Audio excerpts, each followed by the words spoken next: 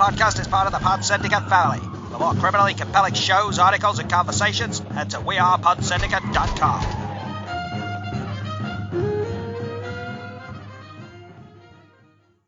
Welcome to this week's Film Masters. Good morning, good afternoon, good evening, and in today's case, good night, I suppose. And welcome to episode 395 of Film Bastards. My name's Ian Loring, and if I sound a bit quieter than I usually am, it's because it's currently 10:25 in the evening. We are recording pre-Oscar-bation, and my daughter is asleep at the other end of the house. I think it'll be all right. Donna's told me if I get too loud, shut the fuck up and whatnot. So I think I'll try and keep it at this level. But yeah, my name's Ian Loring, and as always, I'm joined by Becky Foster. Hello, everybody. I'm Matt Foster. Hello, everybody. Hello indeed. And we're going to be, much like our Birds of Prey show last year, we're going to be recording during the pre-show for the Oscars. So you can probably expect us to randomly talk about that at some point. What other films we did? Didn't we do a Universal Soldier one once? What? Randomly before the Oscars. God, I think you're right. I'm sure we did. We had like that, the Mad Universal Soldier, like 4 or something like that. If us at the Foster end sound really low energy, it's because we've just watched Nomadland, and there's that to take into account. So. Right, I think you two just need to get Nomadland off your chest now. We're going to be reviewing Mortal Kombat, but I think you guys need to talk about that. So literally, you have just finished the last Best Picture nominee you guys had to watch before this, and you didn't like it. You mean the one that should have been made as a documentary and entered as a Best Documentary entrant, but they tried to dramatise it, but without adding any drama, so they just made a bland fucking shitty movie? That one? I mean, that's quite a niche category. Yeah, it is, yeah. Yeah, I mean, I think we'll still get it before Best Stunt Choreography, though. Yeah, you're probably right. It just felt utterly pointless to me. Like, yes, all right, there's an interesting story there with regards to the people that actually live their lives that way, but then trying to make a dramatic interpretation of that but not add any actual fucking story to it. Fucking why? I honestly don't understand where the impetus for this movie comes from, or where the love for it comes from either. It's just really not good. There's no positives from it for me whatsoever. Frances McDormand was fine. Didn't have an awful lot to do. Just drove a fucking van. Built campfires and shit. Went to people's houses. And she literally did shit at one point. She did shit. She went for a piss. Which we need to highlight, don't we, here, Becky? This has become a severe bugbear for me, hasn't it? It has become a genuine severe bugbear for me. It was like it was decided about 25, 30 years ago that we didn't see people doing like human things like going to the bathroom in cinema. So now every filmmaker who wants to show realism Grittiness. will show somebody using the bathroom. And now it is basically in almost all movies that people use the bathroom. I didn't need to see Frances McDormand having like diarrhea. No. Could have lived without that for the rest of my life. Yeah. I'm not even 40 yet. I've got a long way to go, and I still could have lived without it. I honestly don't get it. I don't get the buzz behind it at all. A documentary about people that chose to live their lives that way, fine. I get that. That, there's a poverty problem in America and people are having to live their lives that way, or there is also people that don't want to buy into the fucking system and are choosing to live their lives that way. This film doesn't go into either of those elements because at various points she's got ways to get out of that way of life. but it also doesn't go into why she's choosing that way of life. So it's just, she's living in a van. Okay, cool. And she works at Amazon. Cool. Ah, the woman from Line of Duty's there. Nothing to it. It's so fucking flimsy. I think I said to you while we were watching it, Bex, it's like they made half a documentary, so a quarter of a documentary and quarter of a film, and now what we have is not even a film, and it's going to win Best Picture. It's honestly, it's quite offensive in that sense. And like you said at some points, it's kind of exploitative of the real people that are included. It's not kind of exploitative. Well, it is. It is absolutely exploitative of the people that it is. I'm trying to not get ranty on this, but I think I might have to a little Franny bit. McDee's saying a 5-star Marriott and mixing with that guy who's lost his son. Yeah. As a film, it has no real story other than it's basically a year in the life of a person living this type of lifestyle and shitting in a bucket and moving from place to place to the jobs and in essentially a mobile home, and it's showing that. But if you're going to do that, either show it in a year in life, and if you want to get Frances McDormand involved, have her interview the people and talk to these communities, things like that. Don't have her playing one of them and interacting with them and having them in your film to show the realism of it all when there's no realism. Frances McDormand is not that person. And then the fucking bit at the end where she goes into an actual person, this fake person that she's playing, and goes into the fake person's actual house to look at essentially the misery that was in that house. Is just honestly, it is. It's really offensive. It's offensive to that. Frances McDormand is. I'm nothing against Frances McDormand. I've been a Franny McD fan for years. And as for a long time was one of my favourite actresses and was one of those people who, Frances McDormand's in this, I will fucking, without question, watch it. It's one of those automatic. I'm watching that, of course. I actually think she's not very good in that. Genuinely, I don't think she's very good in it. Part of it is I don't think there's a lot to do. If it seems like it's going to win Best Cinematography. Why? For what? Yeah. It's for what? For showing bleak. For literally showing just the actual landscape. Yeah. I mean that's. No, there's right. What is there though? Genuinely, it's a genuine question. What is there other than showing the actual fucking landscape? There's that one shot of a deer that's quite pretty. I don't know. I remember that yet. I mean, I obviously felt kinder on the film overall than you guys, but I'm not like such a staunch defender that I'm particularly bothered about having a debate about it. But yeah, I mean the cinematography, I don't know, there's quite a lot with natural light and like good use of landscapes and whatnot. Okay, go on. But you live in a country that has good landscapes and good natural light, doesn't make you a great cinematographer. Go on, sorry. But is it better than News of the World that shoots basically the same landscape? It's not. It's not even anywhere fucking near it.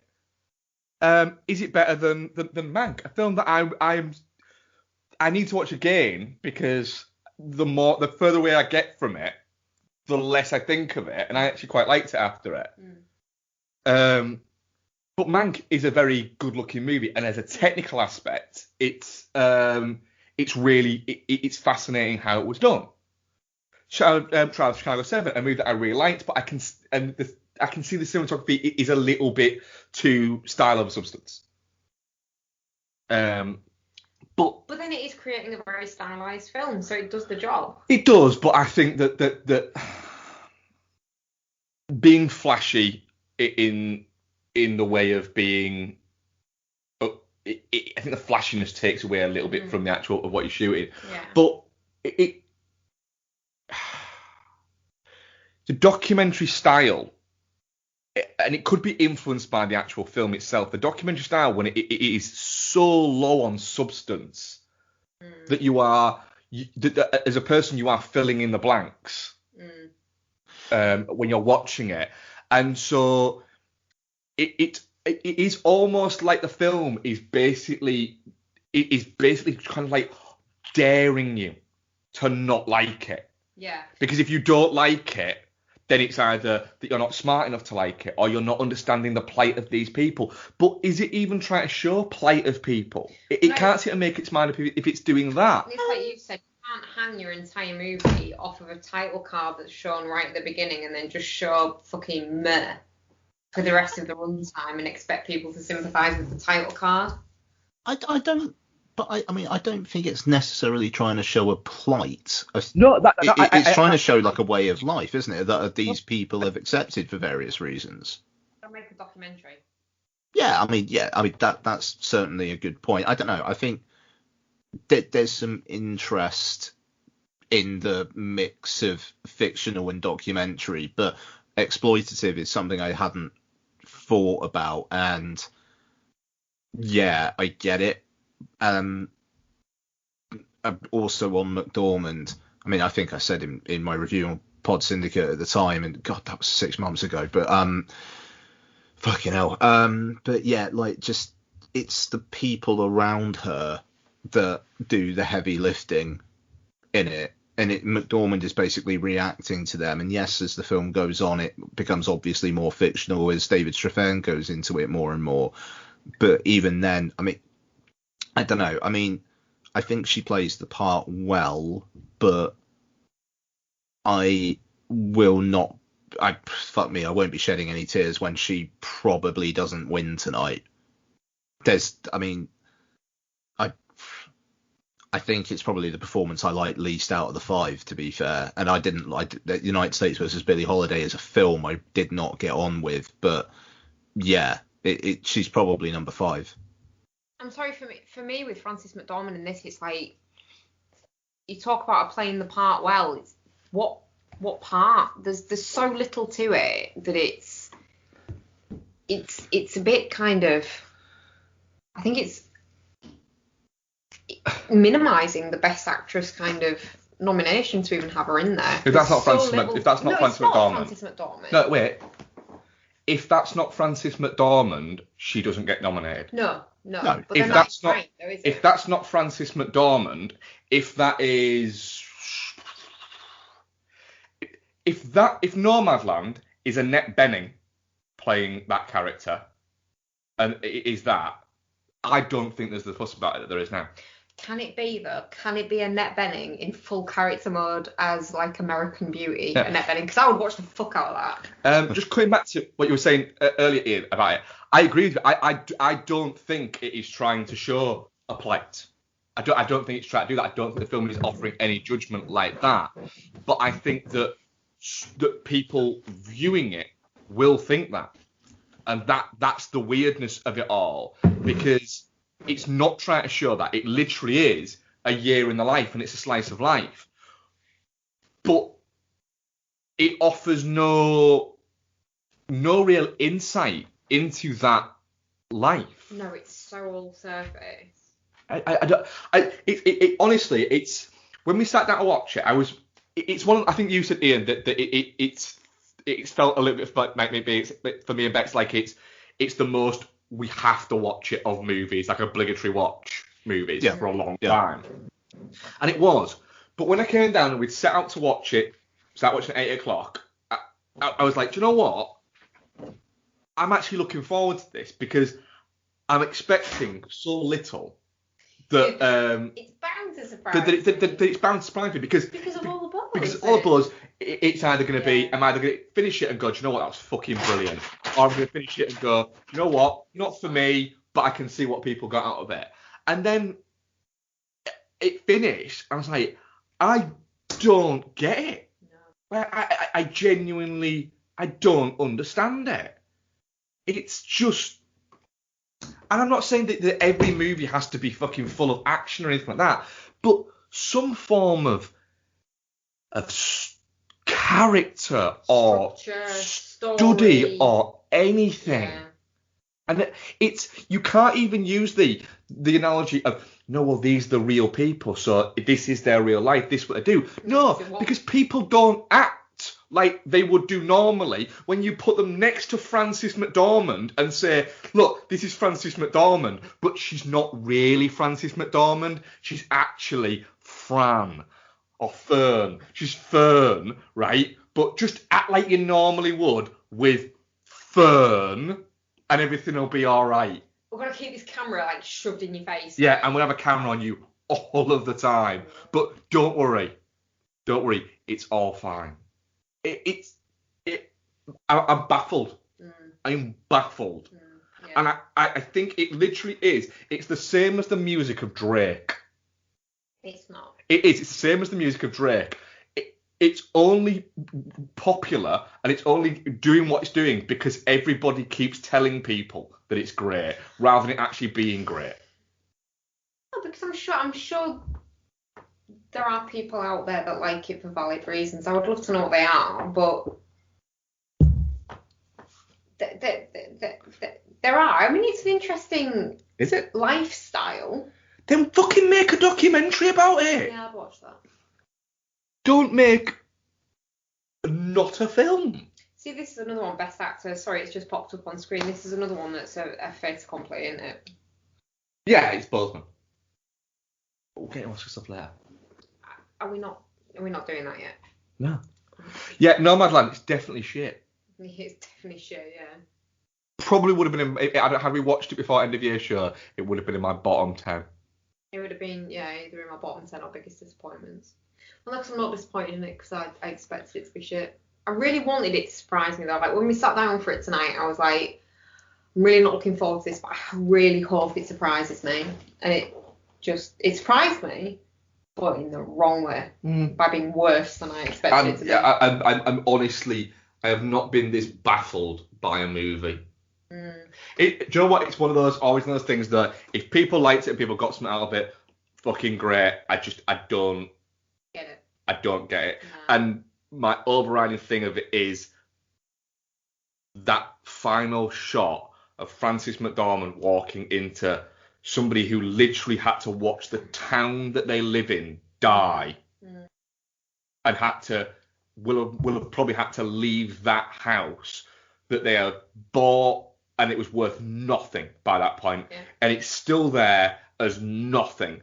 And to have Frances McDormand walk into that house and wander around it with a look that was halfway between, it wasn't character, that was Frances McDormand walking the house and going, this is sad, isn't it? This is sad. And then just walking out the gate and pissing off, it was... I said to you though, didn't I? Even if it was fully fucking furnished and people were living there, she'd be walking around it going, isn't this sad? Because she's got a real rich person vibe when she's walking amongst these people, regardless of the scenario. Yeah, it's very much a... She looks like she's playing at it, because she is. However, I will say, I think, Ian, you mentioned this, that there's a little bit of grumbling of people saying that it doesn't attack Amazon enough. Yeah. It seemed to be the thing that, like, they were kind of trying to smear it like a week or two ago. Suddenly that really started coming up. Yeah. Yeah, I mean, that makes no sense because it's not. It's not a part of the movie. Just two little snippets. Yeah, it is. Odd, really odd.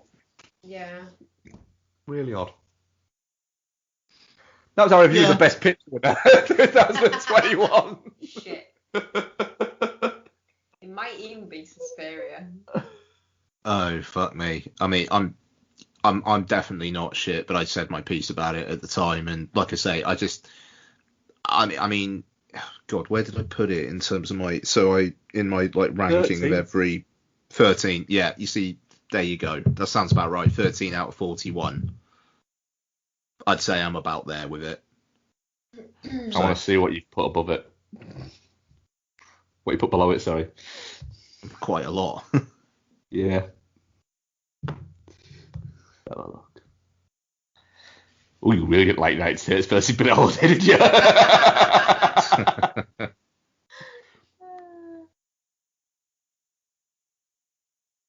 The woman, Greyhound, fucking Soul.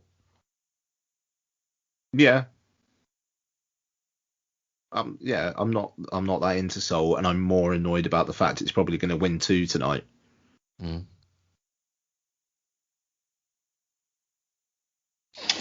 I was surprised you had it above Minari. What, Nomadland? Yeah. It's pretty tight though, isn't it? Yeah, it's one out of them. Yeah. That top 10 though is solid as fuck. I think so. Yeah, cheers. Yeah, no, I think so. Yeah, I think they're just all. It's been a good year. I mean, so I think is really interesting. I think if at the start of the year you'd have said to you, out of all the movies that are within this list and there, and asked you to like pre-rank them as like a prediction thing, I would say that you would maybe have had a couple in this. I don't think you'd have gone, yeah, a Danish movie about drinking is going to be my number one, and 2 documentaries will be in there, and a song about Eurovision will be in there. Yeah, quite. It's great. It's great. Yeah, it was. Billy Allen is dead last. Yeah. I mean, it's true. I mean, yeah. Oh God, yeah. I mean, that's the thing. It's like that's the only one of the films that I would say I pretty much can't stand. Like United States versus Billie Holiday, 2 out of 5, but I don't aggressively hate it, and I can see where people are coming from with Andra Day. And I mean, Hillbilly Elegy, fair play, makeup and hairstyling, it probably does deserve some recognition there. But Glenn Close, as we said earlier on, is insanity.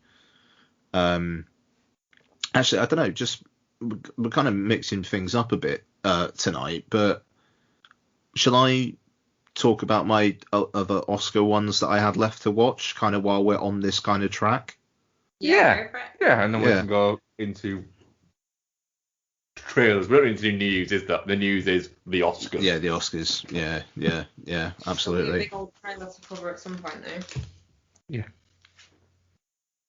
Yeah, so it's interesting as well. West Side Story trailer due at some point during the Oscars, by the sounds of it. There's been a couple of people online going like, it's interesting that Captain Cancelled isn't in the poster, and it's like, are they going to reveal that he's been recast? And that'd be well funny, wouldn't it? Sorry? That'd be well funny. It if could you happen. recast Bobby Cannavale. Oh, that'd be fucking incredible. It could happen though. I don't know. It's interesting that there's no cast list in that block. Yeah, it is. We'll see. Try to slide it under the radar. No, I want Bobby Cannavale. That'd be incredible. Okay, so yeah, I had quite a few left, but I actually managed to get them all done, finished off this morning. So, where did I get up to? Okay, so documentary nominee The Mole Agent. This and Collective are actually both on iPlayer at the moment, which was interesting. Wasn't expecting that. So this is basically about a guy who was hired by like a private investigator to pose as someone who needs to stay in a care home, because the investigator has been hired by someone to investigate some potential wrongdoings in a care home. But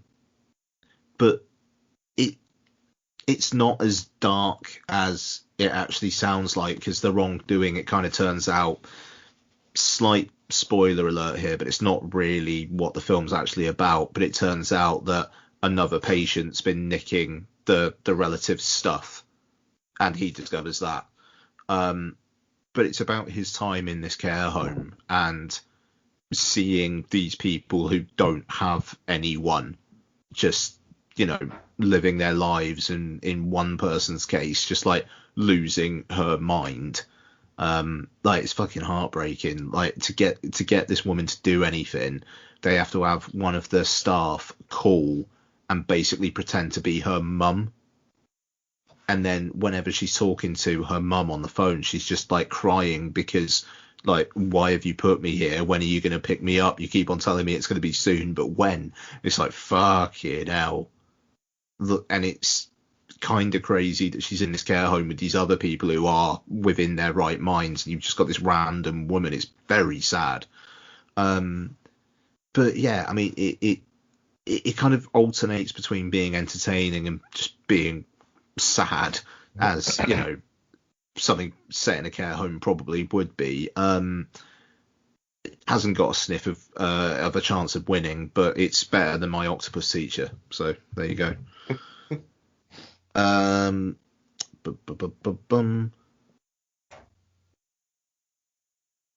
Okay, so this one's nominated for Best Adapted Screenplay, The White Tiger, Netflix film. Watched this last night. It's pretty good. Yeah, it's pretty good actually. So this is the story of a guy who basically gets a job as a driver for a rich family in India, and kind of learns how to survive in the business world through that. And yeah, based on a novel, it does feel like that, to be fair, but yeah, pretty good actually. Good like twists and turns through it. I really wasn't too sure how it was going to end up, and it ends in quite an interesting, subversive place. It's quite long. It is over 2 hours, but it didn't actually feel like that. It flowed pretty well. Yeah, I quite liked it actually. I could see why it got this nomination, and I think in a world where maybe Netflix were not concentrating on the likes of Mank and Trial of the Chicago 7 as much as they were, I could have seen this maybe getting a bit more attention. Performances are really good. Actually, Priyanka Chopra Jonas is in it, and she's really good. Which was, I don't know, kind of surprising, I thought anyway. But yeah. I mean, you say that like it's a surprise. Did you not catch her powerhouse performance in Baywatch? I mean, after I saw her in We Can Be Heroes, I thought she could do anything. But no, she's good, and I think she was like an executive producer on this as well. So I mean, fair play using a name in the right way there. Yeah, no, it's. I think you guys would get on with it actually. It seems to be a film that had a lot of buzz that just then literally just disappeared. Yeah, it did kind of just go away a bit, but like I say, I think it's just because Netflix had bigger fish to fry. But yeah, worthy of a nomination. What's kind of been interesting with Netflix is that at the start they seem to be in November, sort of going into December, it was very much they were pushing Mank, and that was kind of where all of their Oscar cards were going to go. And then when it was kind of like the reception of Mank was quite lukewarm, they decided to start shifting back to Trial of Chicago 7. Yeah.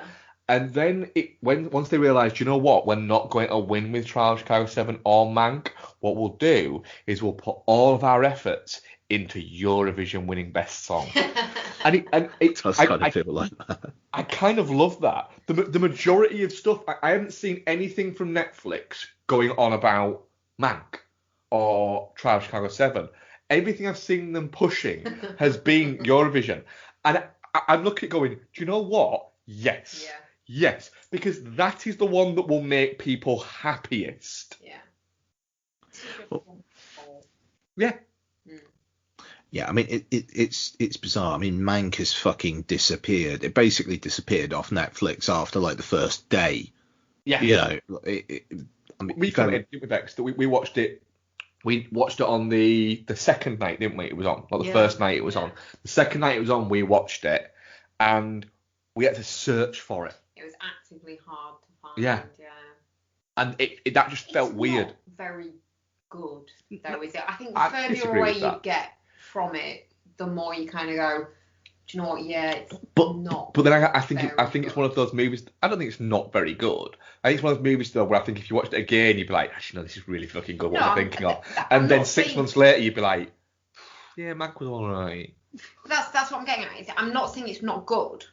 I'm not saying it's actively not good. What I'm saying is it's not very good. It's not like in that kind of category of, yeah, that was really good. It's just it happened and it's gone. Mm. With the exception of, and you know, kudos to her, 'cause I don't really like her generally, but with the exception of, I think Amanda Seyfried is really good in it. Yeah, it's think weird. I feel like if anyone was gonna spoil Minari's time with supporting actress, I feel like it would be Seyfried. But it's weird because Mank's been nominated for 10, by far the most nominations out of any film. The next most is 6, and yet it just feels like no one's particularly up for giving it anything. No, it is the weirdness, isn't it? It's not going to win anything. It's very unlikely to win anything, but it got nominated for 10. I mean, but then David Fincher's Dead Dad doesn't get a screenplay nomination. You know, he gets all those nominations, but doesn't get a screenplay nomination. It's something.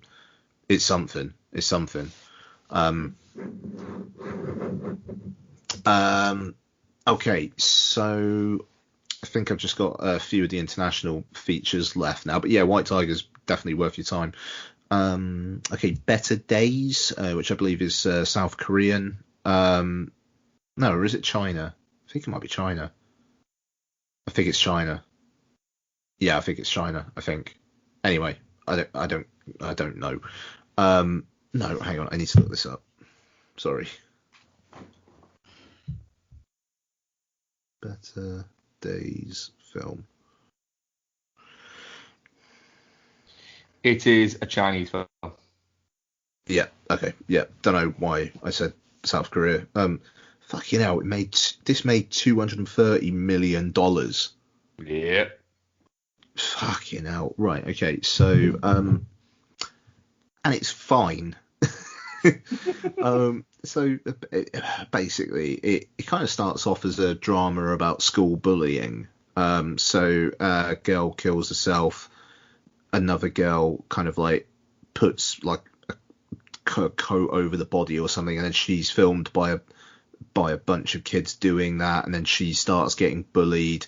And then she meets like a kind of like a drifter, dodgy lad who's a little bit older than her, who starts protecting her, and it goes on from there. And it's better when it's kind of depicting this like bullying and the effect of it, whereas as it goes on, it kind of turns into a bit more of a kind of a not quite Bonnie and Clyde, but an us against the world kind of like romance thriller thing. And the further it kind of detaches from reality, the less effective it became. It's fine. And I cannot, I mean, fair fucking play, China. I could not imagine a film like this coming out in the US and doing like $200 million. It just doesn't happen. But yeah, I mean, like I say, it's fine. I think it's really towards the bottom of my list. But it's still a good time. Better though, I would say, is The Man Who Sold His Skin. Really odd bit of work about a guy who's trying to reunite with his girlfriend or ex-girlfriend. It's a little unclear. She lives in Brussels. He can't get to Brussels. He accepts becoming a piece of art. So an artist offers him money and like the ability to get a visa and whatnot if he agrees to have some art tattooed on his back, and then he signs a contract so that he is like displayed in a gallery. And it's like this weird combination of guy trying to get his girl back and satire of the art world. It's really quite entertaining though. It's kind of like if Black Mirror did something about the art world. And it goes to some pretty fucking crazy places, to be honest. But then it's like every now and then it's just like he's trying to get his ex back, and it's like, what's going on now? Like you are literally a work of art, and you know you're pissed off that you can't leave the gallery to talk to your ex. It very, very, very weird bit of work, but I liked it. Weirdly entertaining, despite obviously trying to say something. It doesn't have a sniff tonight, but I'm glad this whole kind of like project, it got me to watch it, I must say. Yeah, like one of those where you probably would have always meant to watch it, but never realistically actually watched. Yeah, quite. But no, I mean, it's like if it pops up on like Netflix or Amazon or something like that, it's definitely worth a couple of hours of your time.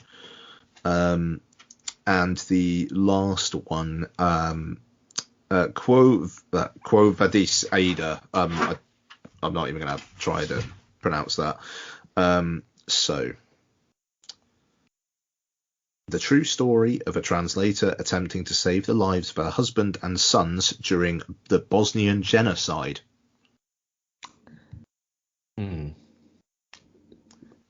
Was it the feel-good hit of the summer? Yeah, absolutely laugh riot. But it's an hour and 45 minutes long. It's fucking it gets its shit done. And I thought it was really good, actually. As the kind of description would probably tell, it's tough to watch. It's hard work. It's fucking heartbreaking. And yeah, I mean, it's very, very effective, and it feels like if another round wasn't there, it would be the one to beat. If anything was going to spoil another round tonight, and I don't think it's going to, but if anything were going to, I think it would be this. It's very, very well handled.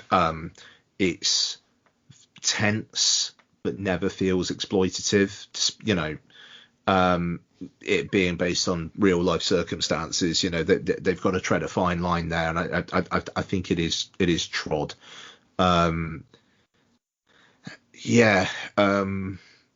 Just very, very fucking sad, and you know, it's not a good time, but it's a very worthwhile watch. I think I'll probably leave it there on that one, because yeah, it's actually quite upsetting. Okay, so I've got a couple other what we watched, but we'll see how we go in terms of time. So do we want to move it on to trailers now? Yeah, sounds good. Cool. Okay. What have you guys got? I think the only one that I've seen is the Conjuring one. No, you've watched Shang-Chi since. You didn't talk about last week, did you? Yeah, no, I didn't see Shang-Chi for last week. Do you know what? I think it looks fun. I think you're being a miserable git. But I probably am. That's probably true. I probably am being a miserable twat on it. It's a fucking martial arts movie. Get a grip. Is it? Yeah. Doesn't look like a martial arts movie. Yeah, it does. I think that's because in my brain, martial arts movie is very different to what most people think is a martial arts movie. Yeah, well, you need to just fucking get with the I program. think in my mind, I was imagining a 70s or early 80s Hong Kong Jackie Chan movie, and that's definitely not what we're getting. It's in the MCU. That was never going to be the case. I know, but that's what it should be. Yeah, it looks fun. I'm down for it. Cool. Nice. So yeah, on new ones, the only new one I've seen, I think, is the Conjuring. The Devil Made Me Do It. I think I've got a couple of other new ones before we get to that one, because that's one that you're quite excited about, isn't it, Bex? Let's say. Actually, no, I've got one other one, which is Here Today, the Billy Crystal written and directed one I saw that one with Tiffany Haddish. Yeah. I'm very up for this. Billy Crystal's got hair plugs, which is nice. It's good for him. I have a very soft spot for Billy Crystal. Mm-hmm. And this looks like Billy Crystal back kind of in form, doing what Billy Crystal should be doing. So I got really distracted then by slow motion Brad Pitt on the screen. I do apologise. Yeah, so it's what Billy Crystal should be doing at 70s Billy Crystal, and he hasn't been doing. Yeah. Partially due to health reasons, but then partially due to the fact that he seemed to have got, and he kind of admitted this himself, he seemed to have got angry at the fact that he wasn't that good anymore. Mm. And it seemed to bother him a little bit, he said. Because in an interview with him a couple of years ago, he said, I was really good, and then all of a sudden I wasn't. He said, and it was like, it wasn't that, he said, it wasn't that the comedy that I did was no longer funny or anything like that. He said, it's just that, quite simply, I was no longer funny. Well, like that though, doesn't it? No, and that's what he was saying. He's saying, so that's why he kind of said it was, for me, the best thing to do was to go, do you know what? Rather than embarrass myself by keep on trying to be funny, step back and just see if it comes back. And if it doesn't, then I've had a great career. If it does, then here we go. And this looks like it kind of might. It looks like it's going to be 2 parts funny, 1 part heartbreaking. Did you see this trailer, Ian? No. So he plays a writer who writes films, plays, and bits. And it seems like he's about to start. He's suffering from Alzheimer's, essentially. And he ends up having a happen meeting with Tiffany Haddish's character, doesn't he? Meet cute. Yeah. Yeah. And they end up forming some kind of weird friendship. And all he's trying to do is just finish this last piece of work that he's doing before he literally loses the ability to do his work. Wow, okay. But a lot of the trailer is just Tiffany Haddish. Ends up being essentially like his carer. Like his carer, but they can't work out why. It's a lot of the trailer is just Billy Crystal and Tiffany Haddish just bouncing off each other. That sounds alright. Yeah, it looks looks quite good. it looks like a lot of fun. Cool. But also it could be fucking heartbreaking at points. Yeah, that was it. And then we'll leave this next part of you, Bex, to go for it, because this is very much your world, isn't it? It's your big exciting trailer. Do you know what? Since they fucking announced that they were doing this, I've been excited about it. So, the can't speak properly. The Conjuring, The Devil Made Me Do It. Do you know what? It's not the most inspiring trailer in the world, but I'm so excited for the film that it doesn't matter. It looks interesting though from the bits that are in the trailer. That I think they're just trying not to give too much away. So there's that element to it, but I'm really excited for it, to be fair. I don't think it's a strong trailer, but I'm excited by the trailer because of the film that I know will follow it, if that makes sense. Yeah, I mean, if I liked The Curse of La Llorona, I'd probably be more up for this. I'm a little bit worried about it. The trailer wasn't great. It seems a little bit like they've moved away from them being ghost stories, which is this is the fourth, isn't it? It's the third Conjuring. The third Conjuring, right? Because like they were in the third Annabelle, but that's it. Only it's loosely. The Insidious movies that have got 4, isn't it? Yeah. Yes. Sure, there's 3 Conjurings though. No, I'm getting mixed up with Lyncher. Oh, the little Minari fuckers there with odd socks. Yeah. So it's the thing is, the first 2 were out and out ghost stories. Yeah. And that made them work really, really well. This seems to be a little bit of an action movie, an action adventure movie with ghosts. Yeah. And it does feel a little bit like I'm up for it. It's a shift in tone for sure. I'm up for it because literally anything that says in cinemas and then has a date on, my brain goes boom. Now that's coming with faint praise. Like the other Conjuring movies have been good. Yeah. It stands to reason the new one would. It does. But I have a feeling this is going to be 141 minutes long. And be a little bit like at points be hard work. The runtime though, as long as it fills it. It fills it, it's fine. But The Conjuring 2 was quite long. That's the one that's set in the UK. Yeah. Yeah.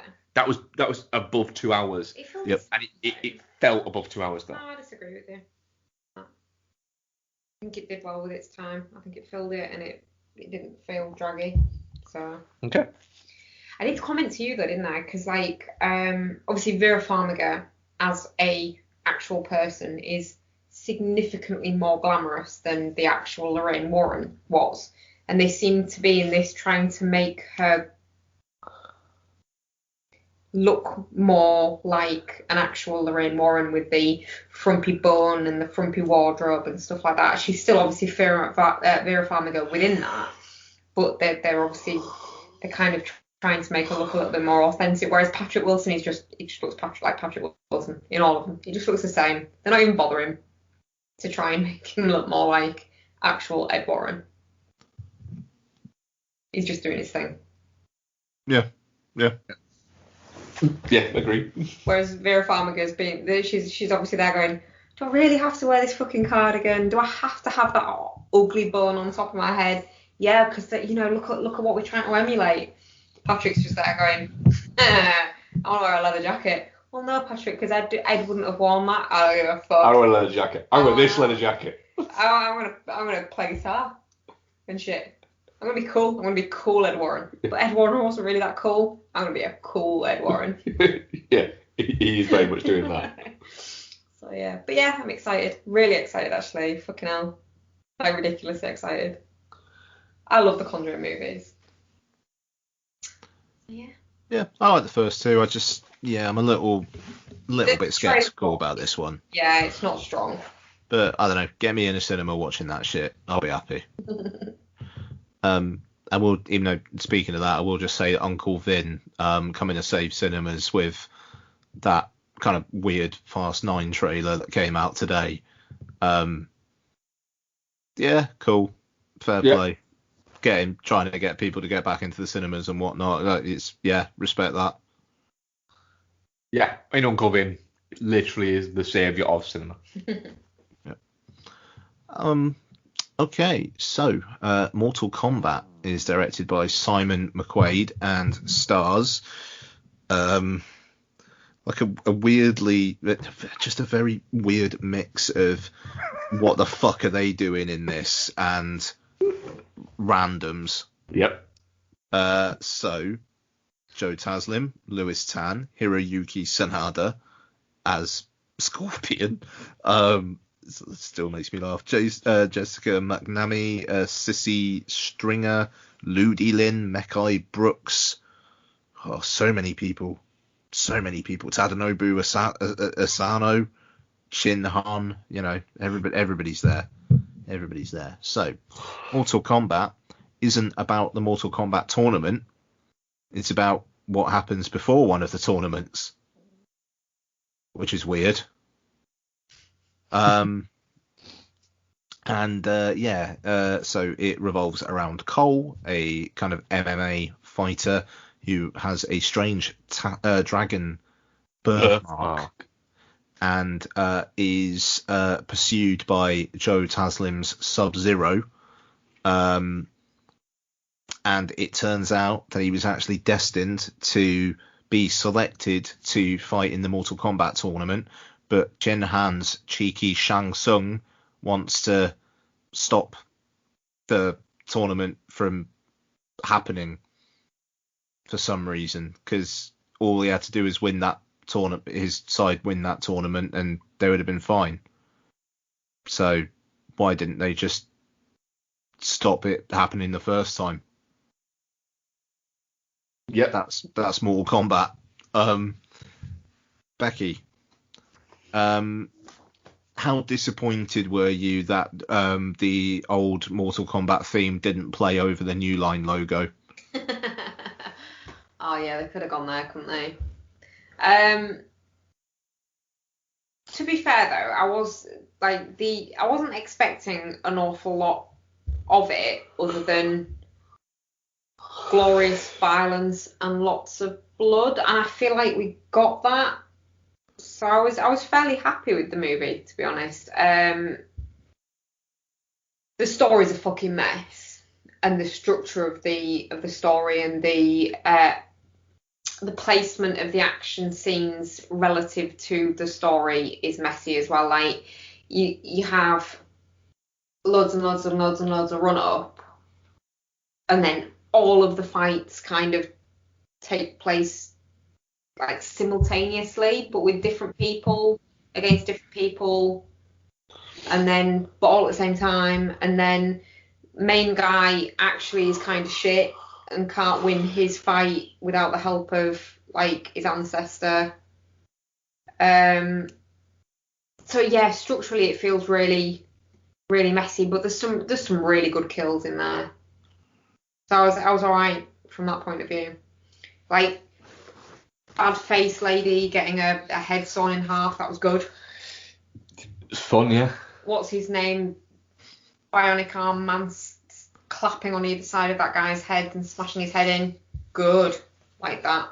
Mm-hmm. The Bloodsicle was a really small cameo that we were led to believe would have more of a role. Yeah. It's almost a little bit like Quicksand when you're a child. You thought it'd have more of an impact on your life, and it didn't. Now you say that, there is actually quicksand involved in this as well. There is actually, yeah, but in general in like life, like it's not like doesn't happen. And the Bermuda Triangle.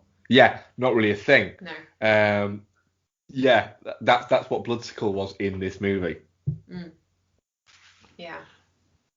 Just a quick tangent. I really need to know who the woman with the crutch in the background of this shot is. She's been fucking standing there for a while now. For a while. Like behind a few people as well, hasn't it? Yeah. Anyway, Mark, your thoughts? I think out of the three of us, I think I'm the one who has probably had the least Mortal Kombat into the gaming, because you played it quite a lot, didn't you, Bex? And I think you have, Ian, as well. Whereas I think I have hardly played it. Were you a Street Fighter man? Yeah. Mine went Street Fighter. You were fucking there playing like Sensible World of Soccer. I mean, I was playing Sensible World of Soccer, yeah. I mean, the fighting game that I think I played the most out of Street Fighter and Mortal Kombat was actually the terrible Amiga version, Body Blows. Yeah, it was not good. There was a character called the Taxman. Yeah, whose literal catchphrase was, "I'm sorry about that." Are you fucking serious? Yeah, he literally, what he'd do after he'd finished, and he wore like a proper Wall Street suit. After he finished, he threw a tax form on the body and said, "I'm sorry about that," in a sarcastic voice. Nice. Yeah, it was not. It's not good. So I went into it kind of a little bit remembering bits, remembering characters, but then also not being able to pick them out. Yeah. I knew obviously who Sub-Zero was and who Scorpion was. Sonya Blade, I knew the name, but I had no fucking reference for what she actually was or anything like I that. was really happy for her when she got a dragon. Yeah, that seemed odd, that though. Why? It's just like an odd thing to want to get. It just feels a little bit like... She wants to feel like an ultimate warrior guy. It just feels weird. But then she got like her special powers, and then she ripped out that person's all around their spine. And she's going to be shagging whoever plays Johnny Cage in the next one. The thing is, it's... Did I like it? Yes. Because it looks really nice. It's a really nice looking movie. Really violent. And and at points it's really quite violent. And I quite liked the fact that it didn't seem to... It didn't try and go... There was no, right, we need to go for like a 12A rating or a PG-13. It went, let's fucking rip someone's spine out. And I enjoyed that. I enjoyed Kano at one point going wah wah in like the background to Sonya Blade. Yeah. So I enjoyed the character being a prick. Did you relate to him? I did relate to him quite heavily in that moment. Yeah. You're like him, but without the physical strength. Thanks for that. You're a dickhead. You can't punch him. I don't think I can punch someone's heart out. I haven't No. tried, but if the opportunity arises, I'll give it a good go. The lizard man. But yeah, the story was all over the place. I don't really get what was going on.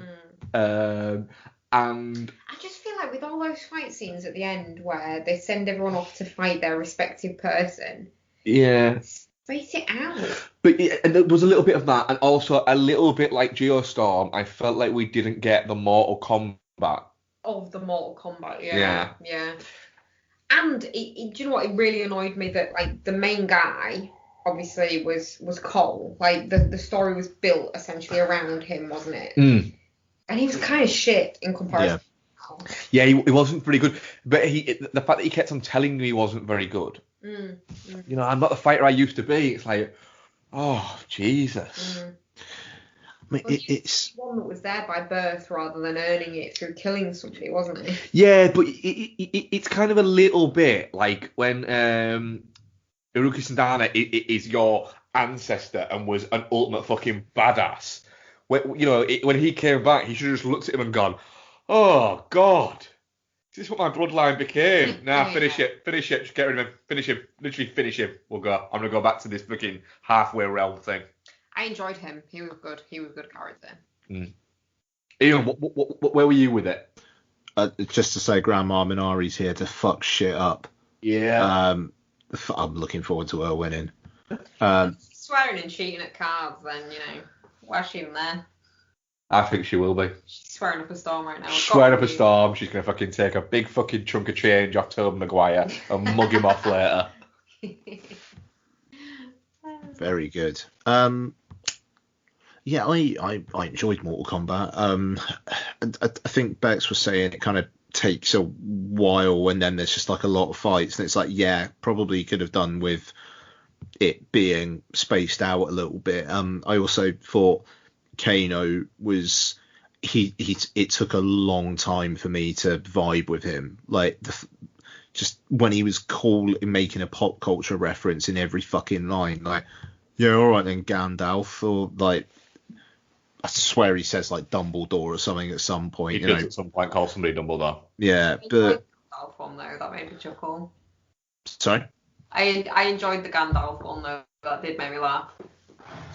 But yeah, but I did warm up though, because I mean, just when he's doing that training fight, and it's just like, are you going to do that move every single time? It's like, oh, fucking hell, and then just gets floored again. And then him finding his power, and he finds his power by getting really angry and saying, sit down, shut up, and pass me a fucking egg roll.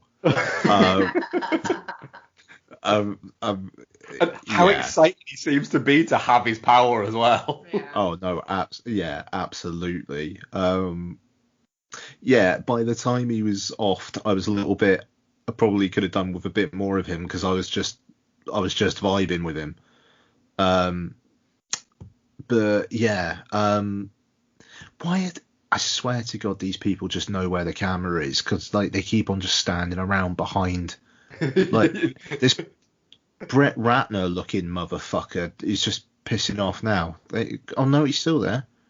He's like Brett Ratner, Javier Bardem, and Jake Gyllenhaal mixed together. This guy.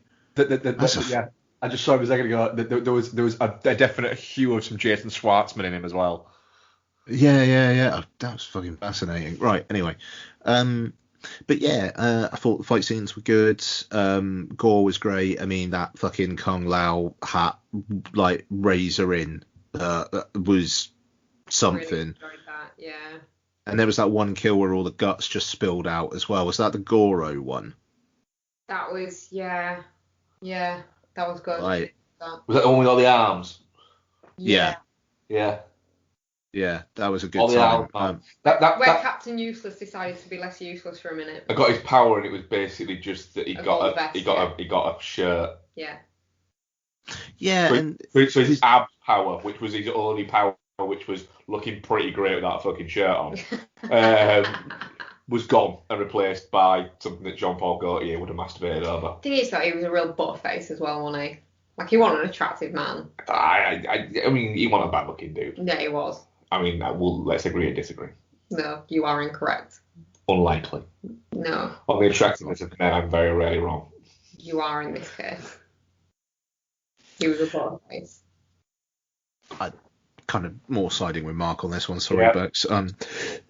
But yeah, no, I mean, it was. I think it kind of did what it said on the tin, apart from the fact that there was no tournament in it. But I'm assuming they're going to do another one because it's opened pretty well, which is great generally. But did about double what they were expecting it to in the US in the first 3 days, which is great. If they do another one, it's got to be all tournament all the time. Come on, like I want fights. I want Shansung trying to be a bit of a prick. I want Raiden being passive aggressive. It's to be honest, it's just give me the Paul W.S. Anderson one again. That's kind of what I want. Yeah, it literally just to start out and it just to essentially be just the Mortal Kombat competition. Just that for an hour and 40 minutes. Yeah.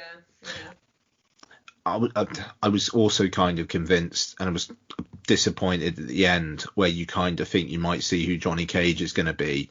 Kind of thought it was going to be Nick Cage. Yeah, it's almost a little bit like they know who they want Johnny Cage to be, but they can't get him until it's attractive enough. Yeah, it would be fucking hilarious if they actually got Nick Cage to be Johnny Cage. I don't think it will happen. Isn't he just a little bit too old for He's it, though? just a bit. He is too old, and in the games, he has a kid with Sonya, and that just wouldn't work at all, like age wise. But yeah, that was disappointing. I read somebody saying that like it kind of seemed like a trailer for what the film was supposed to be, and I kind of get that. Yeah. Feels like set up, doesn't it? Yeah.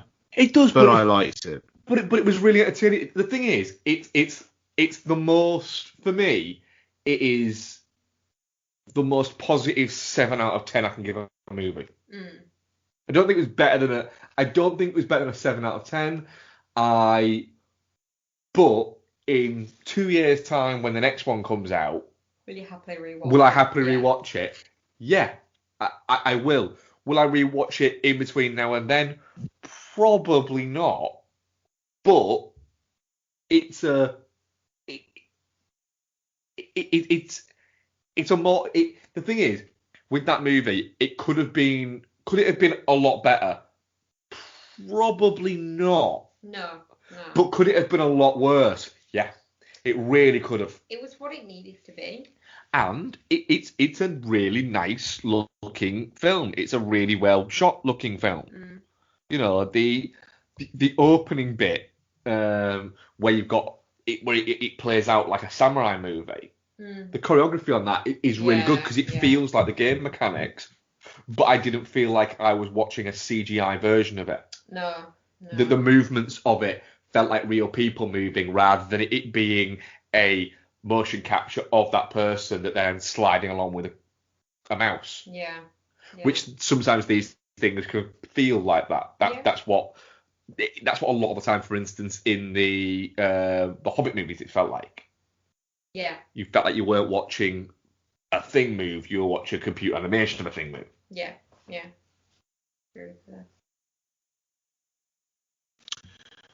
Yeah, I think we're pretty much all on the same page with this, though. Like, 7 out of 10. When it's a cheap 4K, I'll buy it. I'll enjoy it on a Friday night, and I look forward to the next one in a couple of years' time. Definitely not shit.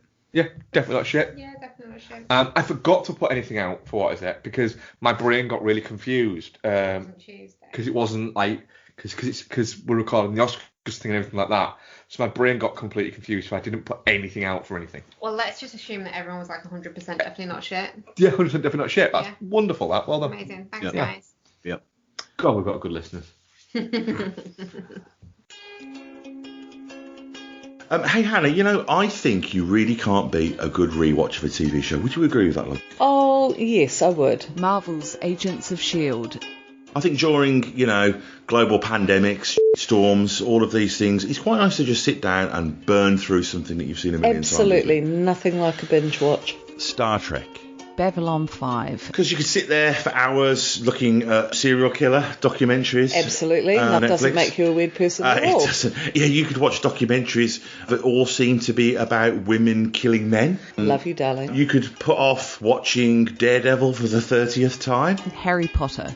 But really, you can't beat immersing yourself in the warm jumper of a rewatch of a show or a franchise. A beloved franchise. Lord of the Rings. Twin Peaks. From VHS compilations recorded off television, with the ad breaks, cut out of course, to DVD box sets of Sex and the City and, I don't know, Smallville.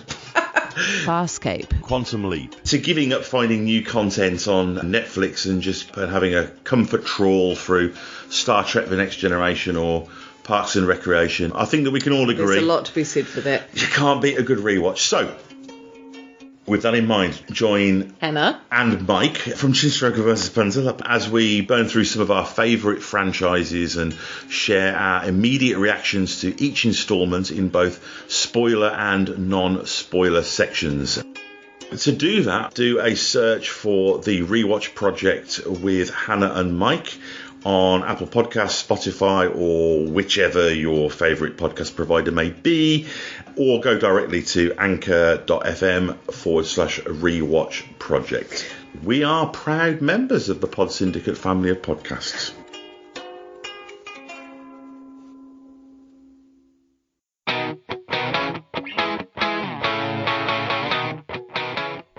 Have you ever wondered what so-called family films will scar your kids forever? Putting 4 or 5-year-olds in front of this movie, it's like, if they didn't know what death was before this, they're going to know it after it. They're going to know it after it, and they're going to be freaking terrified. And they're going to be questioning you. Yeah. Or do you have the slight suspicion that your loved one has a cold, dead heart? Yeah, the Dark Knight has got like all the orphans, and like, oh no, we're going to die. They did not build up those orphans at all. In my head, it's like, kill them. Then look no further. The His Film Her Movie podcast is the show for you. It's the movie podcast that celebrates the contrasting cinematic tastes of its hosts. So join Jordan and Lauren every week on their unique journey through the land of the silver screen. So if you're looking for a few laughs, some fun film related chat, then get involved. You can find us on Apple Podcasts, Spotify, Stitcher, or wherever you get your podcasts. Okay, top stuff. So the main guy being less fucking wet though. Right, yeah, physically wet. Just like mentally. He was dripping.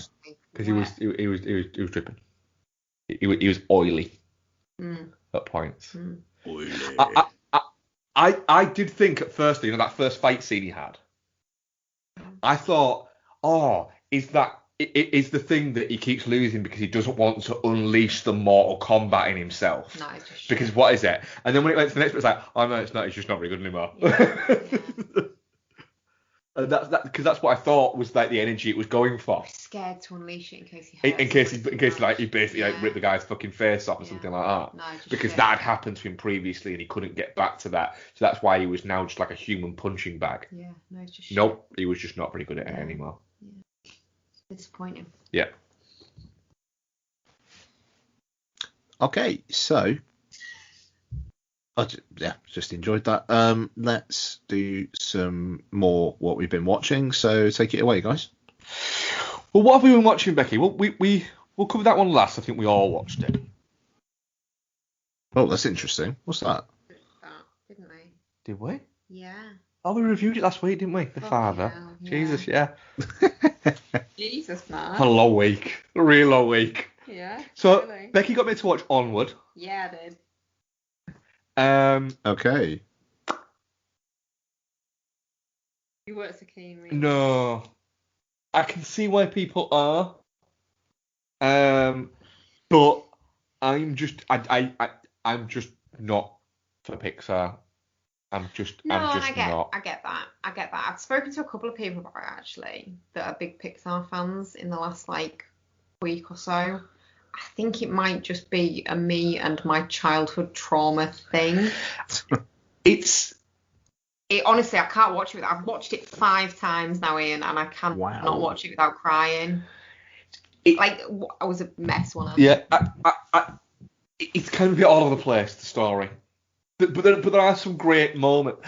But the best moment in it is when what's his name? Barley sacrifices his van. Oh, and she gets a pop tyre and it makes it sound like a galloping noise. Yeah, it makes it like a horse Guinevere. going. Yeah. The van, Guinevere.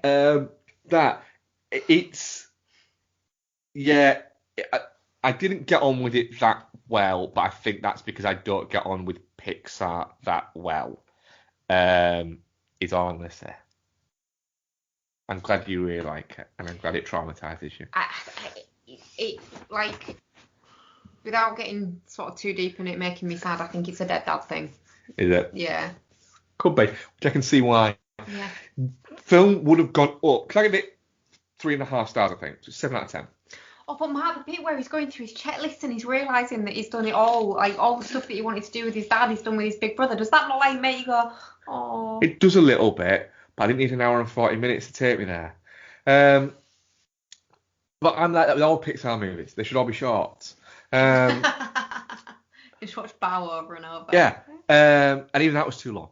But I was trying to say something. It would have gone up like 3 stars instantly if somebody there who was working on the animation thing just went, right, could we just put him in a blue, like a light blue with a little swoosh on it, shell suit and a hat and some glasses? Can we make that the outfit that the dad wears?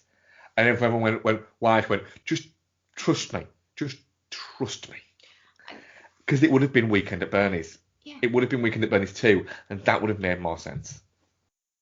It kind to of me. Very Weekend at Bernie's too. Not Weekend at Bernie's too enough for me. The bit where they're leading around him on the leash by his waistband and he's like walking around crotch first like Weekend at Bernie's 2 Bernie does. Yeah, but if he'd have been wearing the blue windbreaker, it would have made my heart sing. Look, Chloe Zhao's assuming boyfriend. Yes. Blimey, he's a handsome chap. He's a chunk of meat, isn't he? He clearly is somebody, but we don't all know who he is.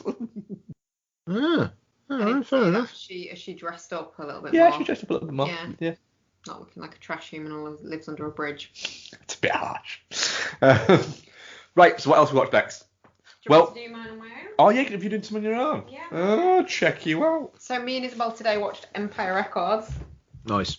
It was fucking Rex Manning Day. No, it won't. It was recently. A couple of weeks back, wasn't it? Yeah, it was. Yeah. April 14th, I believe. We haven't had a chance to watch it since I'm then. just saying it was. So yeah, we watched Empire Records is fucking great. It's just there's so many bits throughout it that are like peppered in that are just so good. All the Lucas stuff is gold. Mark screaming Shoplifter, fucking great. Corey having a manic meltdown, fucking great. It's just all like you can just click your fingers for like little iconic moments. Yeah, and it's one of Isabel's favourite films, so I'll take that. We've got to 16, nearly 17 years old, and Empire Records is still one of her favourite movies. Yeah, today she's watched Empire Records and Popstar Never Stopping. Good for her. Yeah. I was upstairs doing something earlier, and I was like, hang a minute, is that fuck Bin Laden I can hear? Yeah, she's a good egg. She's got some good film taste, to be fair. Nice. Yeah, so I watched that today, and I decided that, seeing as you were never going to agree to rewatch it with me, that I would watch We Need to Talk About Kevin again. Yeah. Oh, wow. Yeah. Yeah. Do we need to talk about Kevin? It's really fucking good. Is it? Yeah. Do I need to rewatch it? Yeah, I think you do. Fucking hell. I think you need to rewatch it and just imagine someone else's face where Ezra Miller's admittedly very punchable face is. No, I didn't have a problem with Ezra Miller until that movie. I actually quite liked him until I watched that movie. And then it made me hate him. You're supposed to hate him. I know, but I hated him too much. And it's Julianne Moore, isn't it? No, the other one. Tilda Swinton. Tilda Swinton. Yeah. If you try to Tilda Swinton as skinny Julianne Moore. I was going to say skinny, ratty. Less good hair. No, it was just, she's just a bad mother in it. She's just indulgent and bad, and that made me annoyed. The thing is, though, I think maybe watching it through the lens of being the parent of a fucking 16-year-old who, it feels sometimes like she fucking hates me. Watching it through that lens, I think, made me understand her position a little bit more. I will give it a rewatch at some point. Give it a rewatch, yeah. I don't think she's particularly indulgent. What's his name? John C. Reilly. John C. Reilly. Yes, I got one of them right. Is very indulgent of him, but he's well behaved in front of John C. Reilly, so he just thinks he's a nice kid and that Tilda Swinton's being neurotic. But he's really shitty to her. Like she full blown fucking throws him off his like changing table and breaks his arm. She's not hugely indulgent of him. I don't think that's a lack of indulgence. That's just a lack of care and attention. No, she gets angry with him because he shits himself. She changes his nappy. Like he's like 7 or 8 at this point, and he's still wearing nappies because he can't be asked to go to the toilet. So she changes him, and then he just walks away from her, looks her dead in the fucking eye, and shits himself again. So she grabs him by the arm and throws him into the corner of the room and breaks his arm. Can I ask a question there? I mean, that's relatable. Can I ask a question? Go on. Does he get out of nappies after it? He does. Right, and it worked. Yeah. So fair play to her. She found a tool and she used it. I mean, shouldn't be wearing nappies at that age. Yeah, it's indulgent to have a child that's 7 or 8 years old in a nappy, isn't it? Yeah, but the problem is that she didn't throw him against a wall earlier. No, the problem is that her and John C. Reilly are not on the same page. They're not a united team against their child, and that's what you need to be. So anyway, yeah, really fucking enjoyed it. Really liked Ezra Miller in it as well. But then I really like Ezra Miller in anything. Apart from real life, where he's an actual piece of shit. Apart from real life, yeah. He's an engaging screen presence, though. He is. He's a good actor. He's a bit of a cunt. What else you watched then? That was it. That was it. Yeah. Right. Right. What else did we watch then, Bex? We watched some Sneaky Planes, didn't we? We did watch Snakes on a Plane, yeah. Nice. We wanted something dumb. Yeah. And fun. So we watched Sneaky Plane. Snakes on a Plane is fucking great. It's fucking grim, isn't it, as well? It's gory, yeah. It's grimmer than I remember. Those snakes are fucking thirsty as well. They are some fucking horny snakes. They are. Yeah. They're tit biting, dick biting, fucking horny snakes. If there is a place to go for biting, they will go for an erogenous zone. Oh yeah, they attack the erogenous zones like motherfuckers. Really disappointing they don't kill that baby though. I'm slightly disappointed they didn't kill the baby, yeah. I actually aren't disappointed they didn't kill the baby, but I can appreciate that. Yeah, the thing is, I remember going to see Snakes on a Plane at the cinema and really, really liking it. And then literally telling everybody that I really liked it and going, really? It's called Snakes on a Plane? And me going, yeah. So what is it? Just a bunch of snakes in a plane? It's like, Yes, that is literally what it's. It's not just they're not just like eating peanuts and shit. They're just I don't watch they're that biting anyway. people. It's a lot of snakes on a plane, plus added bonus Samuel L. Jackson. Yeah. Talking about motherfucking snakes on Just motherfucking plane. planes. Yeah. And then there's that big giant bastard. That eats a man. I didn't enjoy the bit where the cat got killed though. It's a dog. It's a dog. It's a handbag dog. It's fucking not the cat in the carrier in the cargo hold. Oh, no one gives a shit about that cat. I do. It's dead. I don't give a shit about the fucking handbag dog. Yeah, the handbag dog, when literally it gets thrown and like the snake just catches it like a fucking dog catching a treat. Fake Cher's dog. Yes. Yeah. I've just got to say, Daniel Kaluuya does not look like he wants to be having photos taken of him. I don't know if you just saw any of that. Yeah, a little bit. He looked uncomfortable, doesn't he? That was some fucking obligation shit. That was. Yeah. Really random having Elsa Pataki in there as well. Like now she's Elsa Pataki, Chris Hemsworth's wife, and then she was just like Elsa Pataki, random woman with hot Puerto Rican. Yeah, with a baby that Yeah. she carries around the carrier. Yeah. She gets sad about because it gets fallen out. Yeah. And then it turns on. Yeah, that was a bit gross, wasn't it? Yeah, turns She's on like Keenan sucking- from Keenan and Kel. No, it wasn't. It wasn't him. It Was. was the other one. It was both of them. Oh no, it was the other one that was like. What, it was Keenan and Kel? No, Keenan is one of them, but then the other one, the other security guard man, is like, yeah, I think I got a bite on my nuts, and it's like, dude, really? She's just sucking poison out of a little boy's arm. That's not erotic, you fucking freak. Yeah. And I did Bobby Cannavale there before his turn in West Side Story. As Ansel Elgort. Yeah. So on a similarly dumb note, I mean, this could be any of them to be fair, but on a similarly dumb note, we watched Baywatch. Yeah, we did. Nice. Yeah. Like me some Baywatch. This I think this is my fourth or fifth watch of Baywatch in the past in the 3 and a bit years since it came out. It's really fucking funny, Baywatch. It is an awful lot of fun. I am in the spirit of the Oscars. I still think it's wrong that Zac Efron didn't get nominated for Best Supporting Actor for this. Have you seen Zac Efron recently? Recent pictures. Everyone's very upset about his face.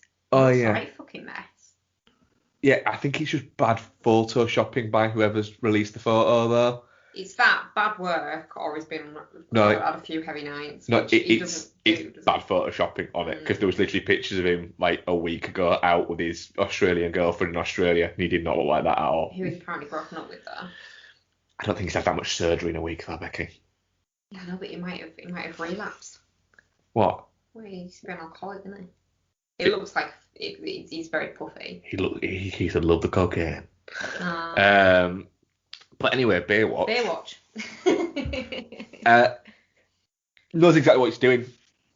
And revels in it being fucking just daft and ridiculous.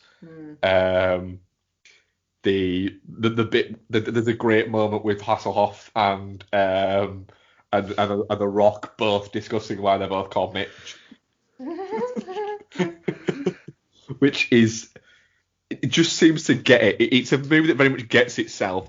And the sad thing about Baywatch is that the wider public didn't get it at the cinema.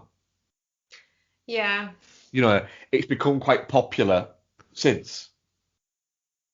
But because it didn't make money at the cinema, we didn't get the sequels that we should have had and we deserved. See, I like the sequels to this.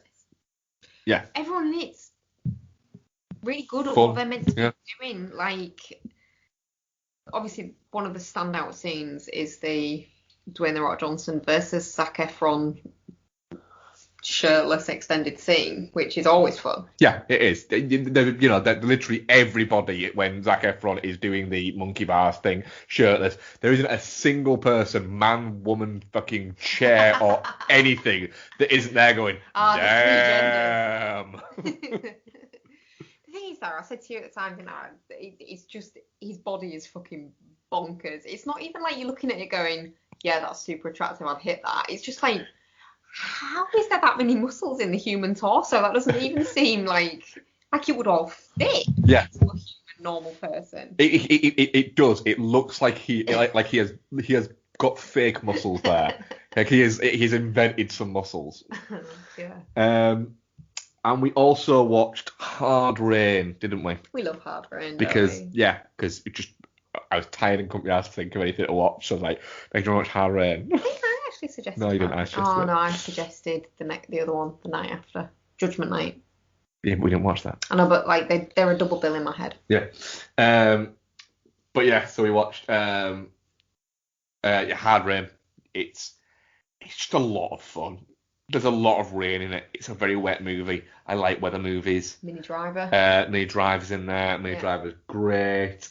And it's got Christian Slater in it. Brilliant. It's Morgan Freeman in that period where he was making like a lot of movies like this before he became statesman Morgan Freeman. He was just national treasure Morgan Freeman. He was just, holy shit, I've been fucking jobbing acting for 30 years. Yeah. I'm going to take advantage of my post-Shawshank-ness. But yeah, it's still a great amount of fun. I'm unsure what's happening on screen at the moment. It appears to be Chloe Zhao and two of the actual people from Nomadland. Yeah. And Chloe Zhao's partner. We tried to justify a movie by saying that she was trying to tell their story or some bullshit. Yeah. There's also another one that you've forgotten about. Is there? What? Yeah, I don't think we talked about last week. Starship Troopers. Did we finish watching it? Did we not? We didn't finish watching it. That's Did on we Netflix. not? Spoilers for next week, guys. We didn't finish watching it. Starship Troopers. Yep. Yep. So that's everything we watched this week.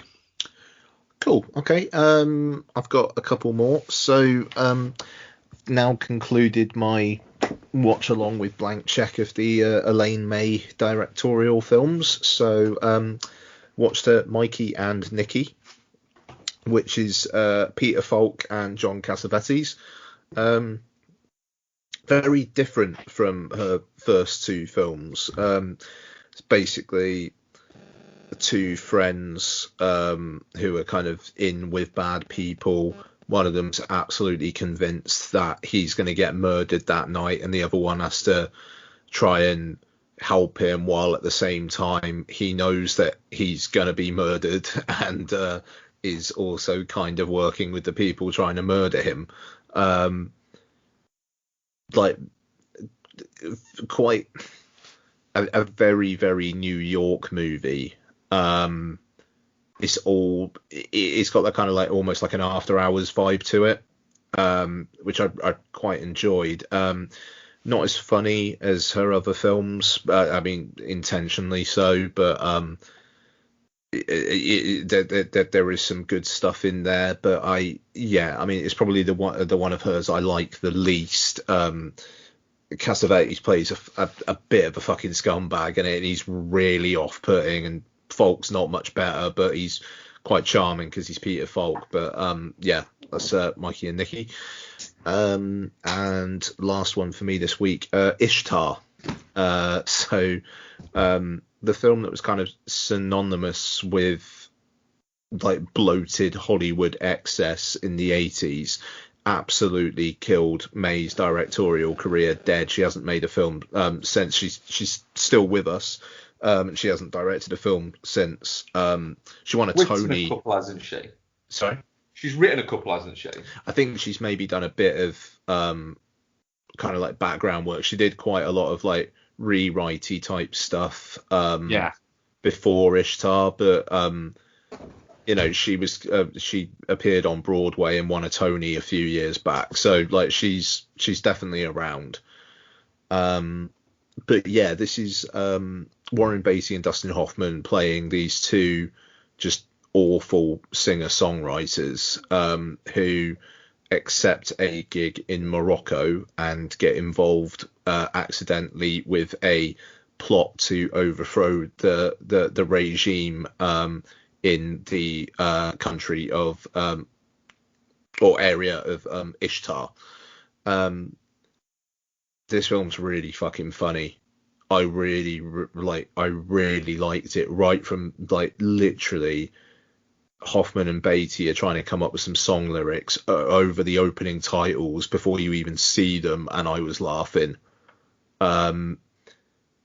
Beatty is playing like the goofball, Dustin Hoffman's the straight man, and you just wouldn't expect that at all. And Beatty, like, he's got this constant inferiority complex about how Dustin Hoffman is like really good with women, and it's like, but it's you're Warren Beatty, but he plays it like as such a kind of like well-meaning goofball that he actually gets away with kind of de-sexing himself. It's like really, that's really interesting. Isabella Gianni is also in it, and there's an extended bit where she keeps on getting confused for a teenage boy, which is fucking incredible. Yeah, it happens a couple times. I was fucking howling just like watching it. Charles Grodin's also in there as a CIA agent who's using Dustin Hoffman's character, and he's so fucking like stoic, and like his reactions to some of the shit that Hoffman comes out with are sensational.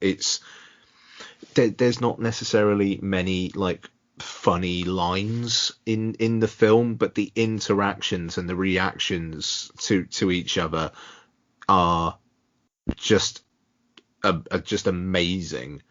I laugh pretty much all the way through. I mean, it gets quite convoluted towards the end, but it kind of feels like that's on purpose. I had a really, really good time with Ishtar, and if you've not seen it, it's only about an hour 45 minutes long. It's really worth your time. I liked it a lot. I've seen it, but I definitely will. After you kind of like sort of reminded me of its existence, that I've gone, I have not watched that in a long time. I think that's definitely due a fun rewatch. I remember really enjoying it when I watched it a long time ago, and I think I watched it based on the fact that it had Charles Grodin in it. Yeah. Because at the time, obviously, Midnight Run and running from there, I didn't watch anything with Charles Grodin in it.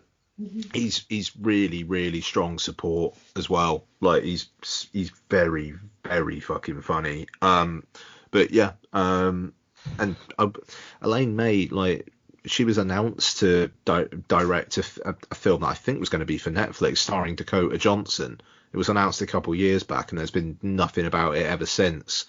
So maybe that's not happening. But yeah, I don't know. The story like Ishtar's making is interesting as well. Like Dustin Hoffman like looked at the screenplay. He was like, this should all be set in New York. The New York stuff's really funny. But Warren Beatty was saying, look, I'm going to back you all the way. And then apparently as soon as problems started happening with the production, Warren Beatty just kind of threw out Elaine May under the bus. And I mean, it's such a shame, because all her films feel very much of a piece, despite the fact that, you know, Mikey and Nikki is completely different from Ishtar. Ishtar is completely different from A New Leaf.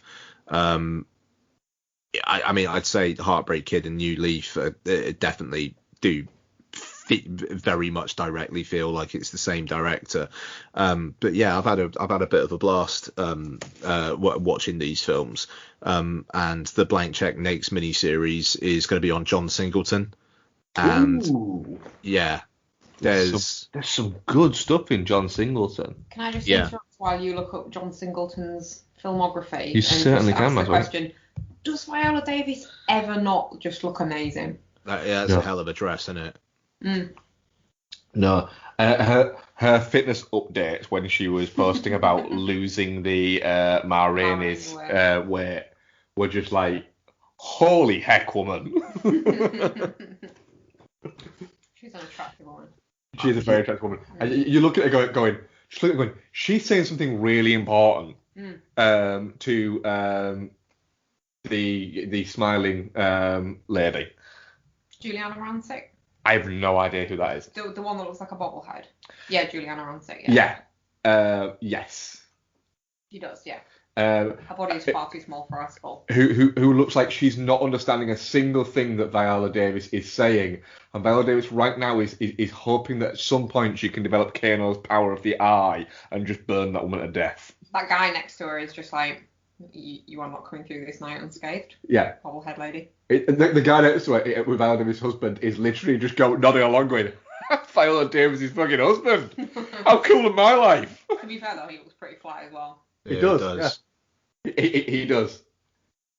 But yeah, he's... Power couple. Loving it. Yeah. Wouldn't begrudge her winning. No. Yeah, not a massive fan of Ma Rainey's Black Bottom, but she's pretty fucking good in it. I mean, it'd be nice if Mulligan won, mind. We'll see what happens. Yeah, it seems to be between those two, and if either of them win, I'll be very much like... Who's the other one? Yeah, Kerry Mulligan and Viola Davis. If either of those win, I'll be very much, yeah, fair enough. Again, it's not Frances McFucking-Dorman. Again, like you, Ian, I'm not that big on Ma Rainey's Black Bottom, but I do think Viola Davis is fantastic. She's really good in it. The sinister air that she has to her, she's fucking terrifying. Yeah. I'll tell you what, if McDormand wins, I may just go to bed. Yeah, I'll agree on that. If she wins, it kind of feels like, all right, this is where the night's going then. But hey, so I think that's actually it for the normal show. I think it kind of is, isn't it? Yeah. Did you have any questions? Did you even ask for any I didn't. I got really confused. You got terrible. Yeah, I am. Not a good day. No. Not a good day. But yeah, don't know we have any. Have you got any questions, Becky? Ask the question. Go on. What's Riz Ahmed like? Riz Ahmed was just doing his missus's hair. That's brilliant. Yep. Just cue the outrage from the internet. That's like a good-looking couple. Jesus. Fair, and I'm sure she's a really lovely person, but she's in a piece of shit film. Yeah.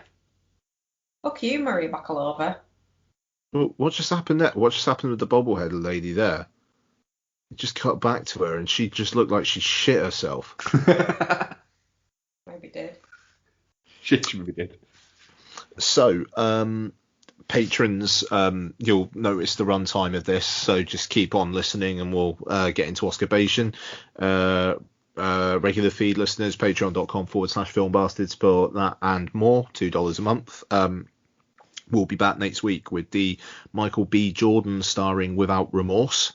Oh, I'm looking forward to that. Yep, same. God, Kerry, put on some fucking makeup. All right. Wow. What? You. I mean, make an effort. You're gonna go. Make an effort. She made an effort with the dress. Who? I'm glad that you're saying this. Oh. Okay. Yeah. Couldn't you got Daniel Leslie Odom Jr. just broing down. I think I'm like 10 seconds behind you guys. You're gonna really dig in a second. What is it? Oh, what are they doing? Oh, they're running around. Oh, good for them. Yeah. Who's this person? Oh, that's fucking great. That looks so genuine. Those two. Yeah. That's lovely. Who the fuck are these? They literally just cut off Borat's daughter to just show other people. Seriously, who the fuck are these two then? Yeah, I don't know. Gold tall lady and blue smaller lady. Yeah. Oh, hang on, that's not Andra Day, is it? They've gone off our screen now. We're on Maria Bakalova again. Yeah, same. She's squishing her tits together. She's squishing her boobs. I think we saw a little more of the worst part of that, didn't we? Oh, okay. Seeing more than we need to in the Borat movie, so. I don't think that's her though. I know, but still. Ugh. I think that's a classless bitch. They're called Merkins. Gross. Oh, blimey, yeah, okay, she just squeezed her boobs there. Wow, wait. That's Oh, so going back, so Ian, do you know what films they're covering then on this blank check thing for John Singleton? Well, it's just they do every every film of the director's career. Oh, so you get Boys in the Hood. Mm-hmm. You get Poetic Justice, which we covered on an episode of Bastards back in the day. Oh, wow, yeah. Higher Learning, that's going to be a fucking interesting one to watch now. Mm. Oh, that's a fucking film. That actually, weirdly, Higher Learning was on my list of movies to get you for Playing It Forward. Oh, cool. I'd be up for that. Yeah, that's going to be very interesting to see how that plays now. Yeah. No, looking forward to it. They apparently they've been wanting to cover him for years, so it seems like they've got shit to say. So no, it'll be good. Okay, so thank you very much, Mark and Becky, for the regular show. Thank you very much, Ian. Thanks, Ian. And we will end the regular show there.